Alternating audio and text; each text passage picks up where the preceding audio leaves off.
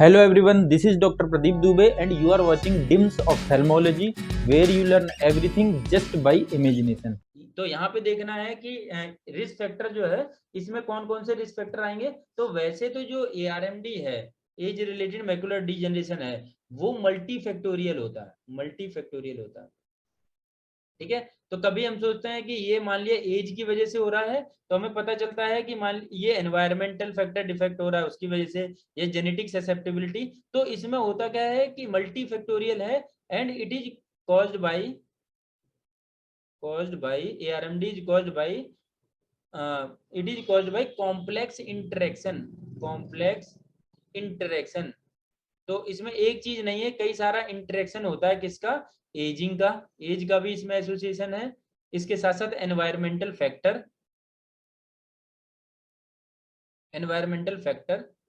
ठीक है, environmental factor में मैंने बताया लाइट, जितनी ज्यादा से ज्यादा लाइट एब्जॉर्ब करेगा उतना ज्यादा एज के साथ साथ वहां पे फंक्शन लॉस होने के चांसेस रहते हैं। और उसके साथ साथ जेनेटिक ससेप्टेबिलिटी पे भी डिपेंड करता है, जेनेटिक ससेप्टेबिलिटी। कुछ ज्यादा ससेप्टेबल रहते हैं तो वो उनमें जल्दी मैनिफेस्टेशन हो जाएगा, कुछ कम ससेप्टेबल रहते हैं उनमें लेट में मैनिफेस्टेशन होगा। तो इनके बीच में आपस में वो चलते रहता है, साइकिल चलते रहता है। किसी में जेनेटिक ससेप्टेबिलिटी ज्यादा है, एजिंग ज्यादा है, एनवायरमेंट, तो इनका आपस में कॉम्प्लेक्स इंटरेक्शन होता रहता है और ARMD कॉज कराता है इनके आपस के इंटरेक्शन के बीच में। ठीक है, तो ये तो जनरल सी बात मैंने बताई कि इनमें कई सारे फैक्टर आपस में इंटरेक्ट करते हैं और ARMD कॉज करते हैं। अगर आपने रिस्क फैक्टर लिखना है सेपरेटली तो पहला तो एजिंग आ जाएगा, एज आ जाएगा।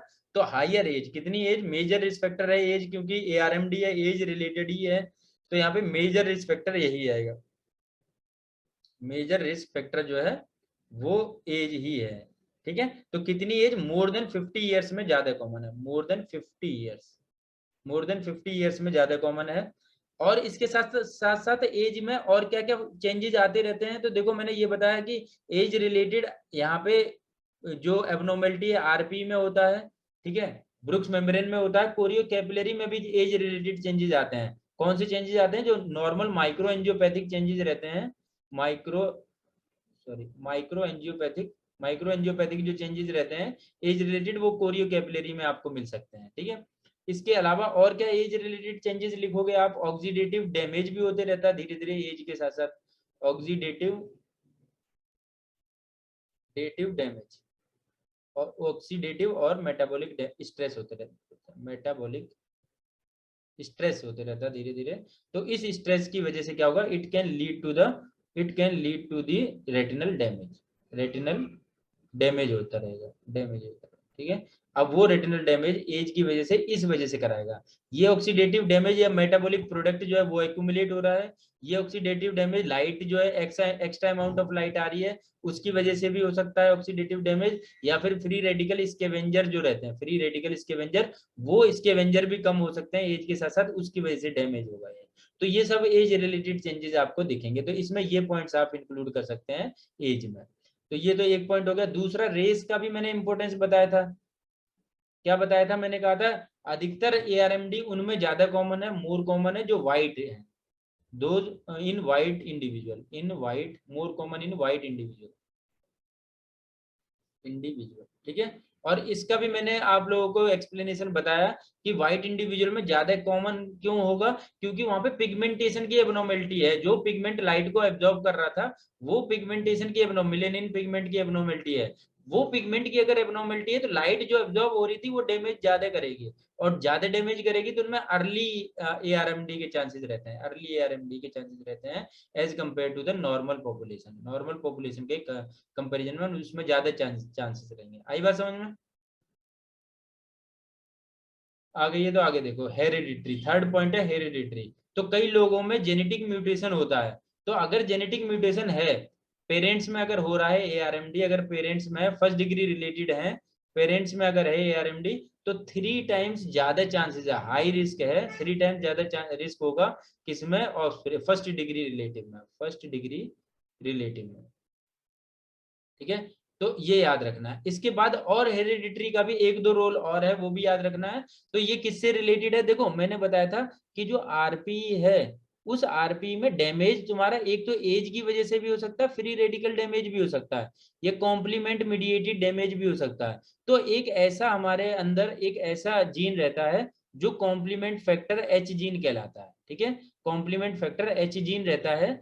ये क्या करता है, ये एच जीन, ये जो कॉम्प्लीमेंट मीडिएटेड जो भी डैमेज है, कॉम्प्लीमेंट मीडिएटेड डैमेज है जो रेटिना में, कॉम्प्लीमेंट मीडिएटेड डैमेज को प्रिवेंट करता है, इसके डैमेज को प्रिवेंट करता है, ठीक है, कॉम्प्लीमेंट मीडिएटेड डैमेज को ये प्रिवेंट करता है, याद रखना। तो अगर प्रिवेंट कर रहा है ये जीन, तो इस जीन में अगर म्यूटेशन होगा ना, तभी आपको क्या मिलेगा, यहाँ पे म्यूटेशन अगर होता है तभी आपको एआरएमडी यहाँ पे ज्यादा जल्दी मैनिफेस्टेशन होगा। अगर इस जीन में म्यूटेशन होता है तो ये प्रिवेंट नहीं, प्रोटेक्ट नहीं कर पाएगा सेल्स को, रेटिनल सेल्स को, तो वहां पे उसके फंक्शन जल्दी जल्दी डैमेज एबनॉर्मल होते रहेंगे, फंक्शन एबनॉर्मल होते रहेंगे, ठीक है। एक और जीन है उसको भी याद रखना, कौन सा है, ARMS2 जीन, ARMS2 जीन, इसका भी फंक्शन जान लो क्या होता है। इस जीन का फंक्शन होता है, ये प्रोटीन को एनकोड करता है, ये एक प्रोटीन को एनकोड करता है, प्रोटीन को एनकोड करता है, ठीक है। तो ये प्रोटीन क्या करेगा, ये प्रोटीन जो कोरोइडल एक्स्ट्रासेलुलर मैट्रिक्स है, कोरोइडल एक्स्ट्रा सेलुलर मैट्रिक्स है, उसको बनाता है ये प्रोटीन, उसमें हेल्प करता है। तो मान लिया ये कोरोइड कोरियो कैपिलरी है, तो यहाँ पे अगर एक्स्ट्रा सेलुलर मैट्रिक्स है तो उसको ट्रांसपेरेंट बना के रखता है ये जीन जो प्रोडक्ट बनाता है प्रोटीन का। तो इसमें अगर मान लीजिए ये प्रोटीन है, इस प्रोटीन में अगर ट्रांसपेरेंसी है, ज्यादा डेंस नहीं है, तभी इसके थ्रू इससे न्यूट्रिशन जा पाएगा, ऑक्सीजन जा पाएगा, ट्रांसपोर्ट हो पाएगा और वेस्ट प्रोडक्ट आ पाएगा। लेकिन इस जीन में अगर म्यूटेशन हो गया, इस जीन में म्यूटेशन हो गया, तो यहाँ पे इतना ज्यादा एक्स्ट्रा सेलुलर मैट्रिक्स डिपॉजिट हो जाएगा, तो इसकी ट्रांसपेरेंसी या इसकी जो परमेबिलिटी है कह सकते हैं हम, इसकी परमेबिलिटी को लॉस कर देगा, ये परमेबिलिटी को लॉस कर देगा। तो परमेबिलिटी लॉस हो जाएगी तो वहां पे चांसेस ज्यादा रहेंगे एआरएमडी होने के, रिस्क ज्यादा रहेगा, रिस्क हाइयर रहेगा उसमें एआरएमडी होने का, ठीक है। एक और है जो हमारा लिपिड से रिलेटेड है, लिपिड मेटाबॉलिज्म। तो जीन, इसका स्पेसिफिक जीन नहीं बताया गया है, बस ये बताएगा mutation in the gene, mutation of gene related to the lipid metabolism, ठीक है। लिपिड मेटाबॉलिज्म के से रिलेटेड जो जीन है उसमें अगर एबनॉर्मलिटी हो जाए, म्यूटेशन हो जाए, तो वो भी क्या करेगा, ज्यादा से ज्यादा एक्यूमुलेशन कराएगा और ड्रूसन डिपोजिशन कराएगा, और एआरएमडी का कॉज ज्यादा से ज्यादा उसका एक रिस्क फैक्टर होगा, ठीक है। म्यूटेशन, ये 3 जीन म्यूटेशन आपने लिखने हैं एग्जाम में। अगर रिस्क फैक्टर लिखोगे तो उसके साथ साथ आपने पहला पॉइंट ये लिखना है कि 3 टाइम्स ज्यादा रिस्क फैक्टर रहता है, हेरिडिटरी फैमिलियल अगर हिस्ट्री है, फैमिली हिस्ट्री अगर है तो 3 टाइम ज्यादा रिस्क रहता है फर्स्ट डिग्री रिलेटिव में, और इसका ये जीन अगर म्यूटेशन है तो इसमें भी चांसेस ज्यादा रहते हैं एआरएमडी होने के, चांसेस, रिस्क ज्यादा रहता है एआरएमडी होने का। तो ये है, ये तीनों चीजें समझ आ गई हैं सबको। तो आगे देखते हैं स्मोकिंग।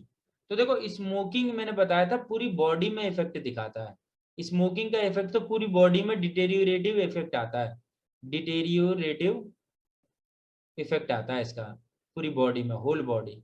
अब होल बॉडी में इसका डिटेरियोरेटिव इफेक्ट आता है तो ये क्या करेगा, रेटिना में भी इफेक्ट दिखाएगा, रेटिना की जो सेल्स हैं आरपी और फोटोरिसेप्टर उसमें भी धीरे धीरे डिटेरियोरेशन कराएगा, डिटेरियोरेशन। तो देखो मैंने कई बार बोला, मैंने पहले भी पढ़ाया था, इतनी इतनी सारी डिजीज उसकी बताई मैंने, डायबिटीज की बताई थी, और जितने भी वेस्कुलर डिसऑर्डर बताए थे उन सब में मैंने कहा था कि स्मोकिंग डिटेरियोरेटिव इफेक्ट कराता है पूरी बॉडी में, तो भी रेटिना में भी कराएगा। लेकिन कौन कौन से इफेक्ट कराता है एक बार हम देख लेते हैं, लिखने के लिए नहीं है लेकिन हमारे माइंड में पता होना चाहिए।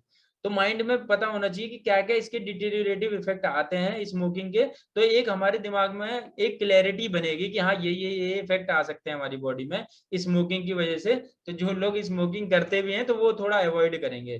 तो सबसे पहला इसका जो डिटेरियोरेटिव इफेक्ट आता है, ये एडवर्सली इफेक्ट करता है, किसको, एडवर्सली इफेक्ट करता है हमारे ब्लड सिस्टम को, adversely affecting the blood flow, affecting the blood flow, blood flow को अफेक्ट करता है, ठीक है। तो जो भी हाइपरटेंशन के पेशेंट रहते हैं, हाइपरटेंशन के पेशेंट रहते हैं या आर्टेरियोस्क्लेरोसिस के पेशेंट रहते हैं, उसमें एडवर्सली इफेक्ट होता है ब्लड फ्लो में। दूसरा, ये हमारी ब्लड में जो एचडीएल रहता है, एचडीएल हाई डेंसिटी लाइपोप्रोटीन जो रहता है ना उसको रिड्यूस करता है।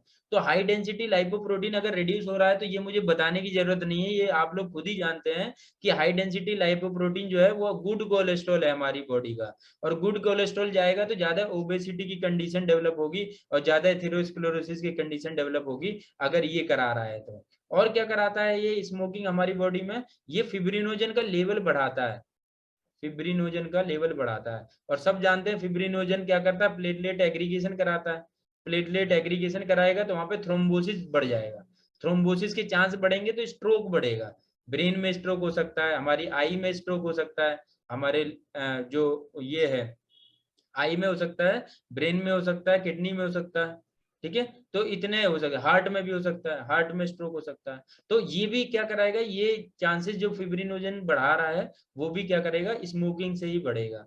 फोर्थ देखो, और देखो ये लिपिड पर ऑक्सीडेशन भी कराता है, लिपिड पर ऑक्सीडेशन कराता है, लिपिड पर ऑक्सीडेशन। तो ये सबको पता है कि लिपिड पर ऑक्सीडेशन अगर होता है, पर ऑक्सीडेशन का मतलब पर ऑक्साइड रिलीज होंगे, यहाँ पे पर ऑक्साइड अगर रिलीज हो रहे हैं ना तो इसका मतलब फ्री रेडिकल रिलीज हो रहा है, फ्री रेडिकल अगर रिलीज हो रहा है तो ये पूरी बॉडी में डैमेज कराएगा, फ्री रेडिकल जो है बॉडी पूरी बॉडी में ऑक्सीडेटिव डैमेज कराएगा, ऑक्सीडेटिव डैमेज कराएगा, ऑक्सीडेटिव डैमेज होगा पूरी बॉडी में, ठीक है।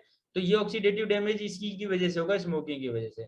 फिफ्थ फैक्टर देखो हमारे प्लाज्मा में ये क्या करता है, एंटीऑक्सीडेंट जो है उसकी लेवल को कम करता है, एंटीऑक्सीडेंट के लेवल को कम करता है, ऑक्सीडेंट के लेवल को कम करता है, ठीक है। इतने ज्यादा इफेक्ट हैं इसका। एक और इफेक्ट होता है इन्फ्लेमेटरी इफेक्ट, तो ये इन्फ्लेमेटरी मीडिएटर को बढ़ाता है हमारी ब्लड में, हमारी बॉडी में इन्फ्लेमेटरी मीडिएटर को बढ़ाता है, इन्फ्लेमेटरी मीडिएटर्स को बढ़ाता है हमारी ब्लड में।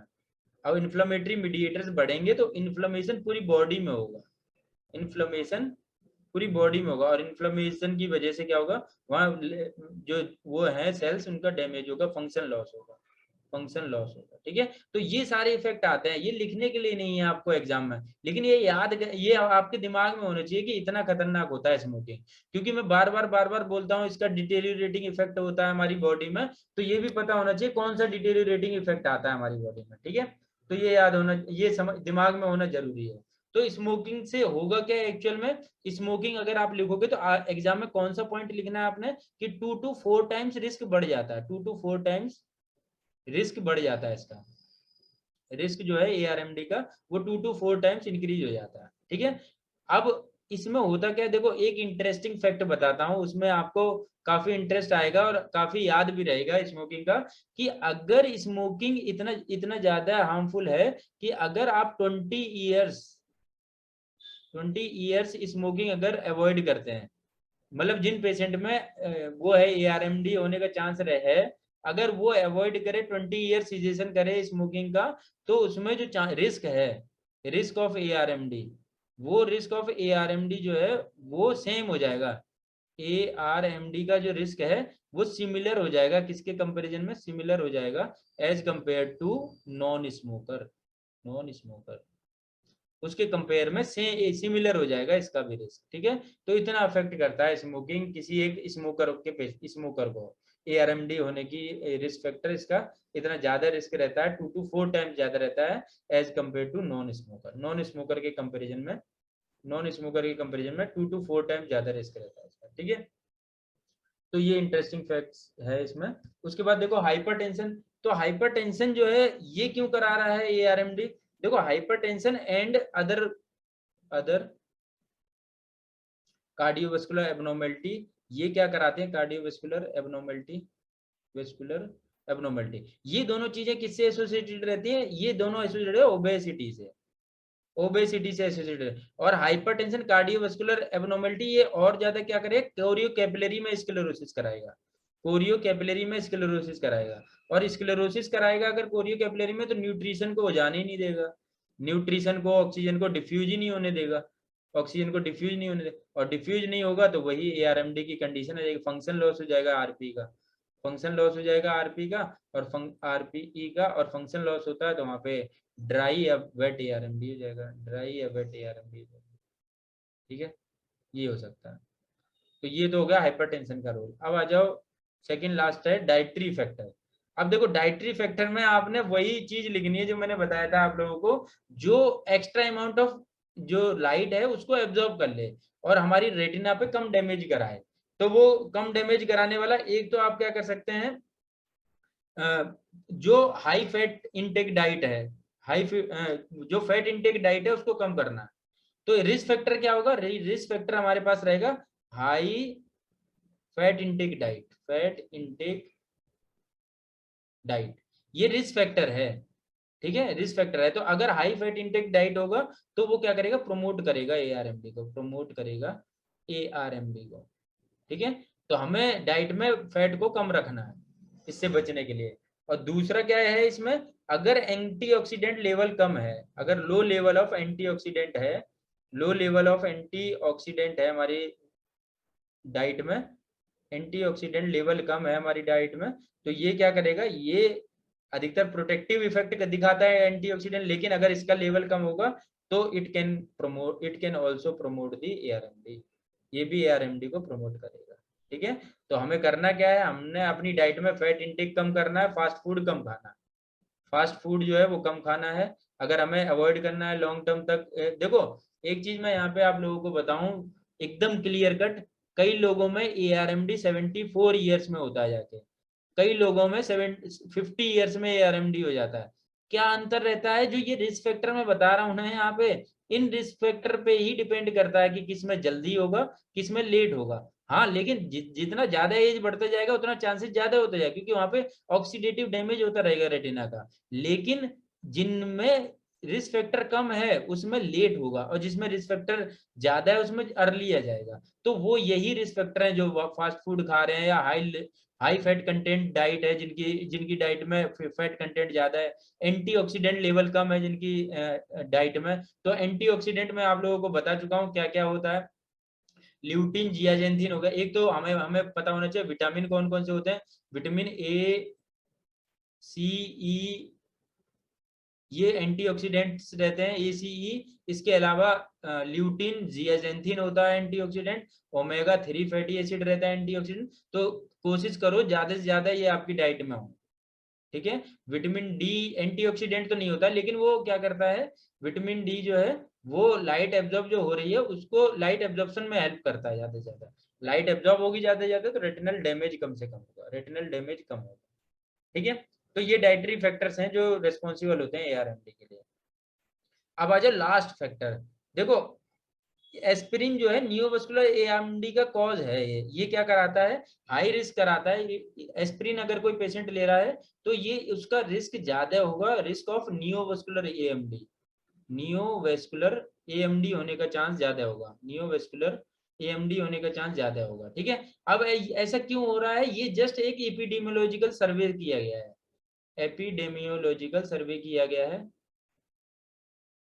सर्वे किया गया है कि जो पेशेंट जिनको थ्रोम्बोटिक डिसऑर्डर थे और वो एस्पिरिन ले रहे थे, तो उन लोगों में ज्यादा, वैसे भी देखो कार्डियोवास्कुलर प्रॉब्लम तो मैंने पहले ही बता दिया, हाइपरटेंशन और कार्डियोवास्कुलर प्रॉब्लम तो वैसे ही एआरएमडी कराएगा, एआरएमडी कराएगा। लेकिन कई लोगों ने देखा कि अगर हाइपरटेंशन या कार्डियोवास्कुलर कोई प्रॉब्लम है या कोई थ्रोम्बोटिक प्रॉब्लम है तो उसमें अगर पेशेंट एस्पिरिन अगर ले रहा है, एस्पिरिन अगर ले रहा है तो उसमें नियोवास्कुलर एएमडी ज्यादा लोगों में हो रहा था।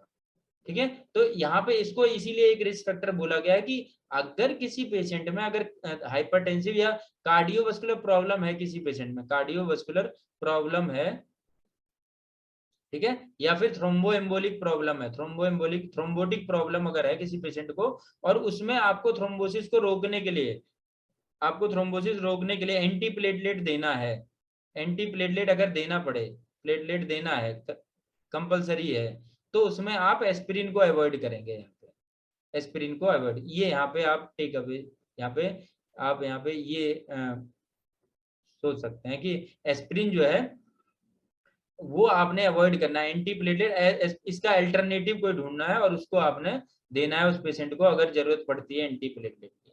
तो ये है आपका लास्ट रिस्क फैक्टर। यहाँ तक अगर किसी को कोई कंफ्यूजन है तो पूछ लो, यहाँ तक अगर किसी को कोई कंफ्यूजन है तो पूछ लो।